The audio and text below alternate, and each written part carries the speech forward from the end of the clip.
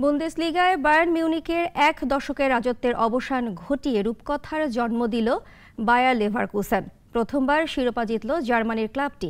১২০ বছরের ক্লাব ইতিহাসে শীর্ষ লিগে এটাই তাদের প্রথম ট্রফি।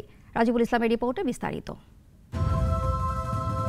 বুন্দেসলিগা মানেই বায়ার্ন মিউনিখের আধিপত্য। গত ১১ বছরে তো তাই হয়েছে। তবে এবার গল্পে বদল আনে বায়ার লেভারকুসেন।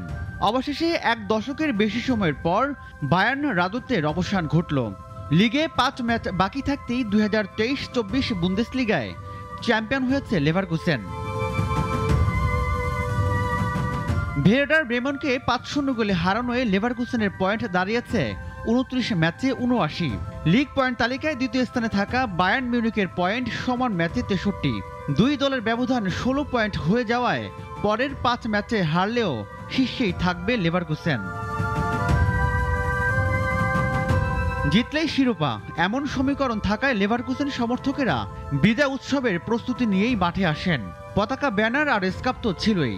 অনেকেই সঙ্গে করে নিয়ে আসেন বুন্দেসলিগার ট্রফির রেপ্লিকা। ম্যাচ শেষে বাঁশি বাজার পরেই শুরু হওয়ার কথা শিরোপা উৎসবের। কিন্তু একটা ট্রফির জন্য ক্ষুধার্ত লেভারকুসেনের সমর্থকদের এতক্ষণ অপেক্ষা সহ্য হয়নি। চারপাশের গ্যালারি থেকে দর্শকদের ঢল নামে মাঠের ভেতরে। রাজিবুল ইসলাম, নাগরিক। ওয়ালটন ফ্রিজ কিনে অনেকের মতো আপনিও হয়ে যেতে পারেন মিলেনিয়াল। সেরা পণ্যের সেরা অফার।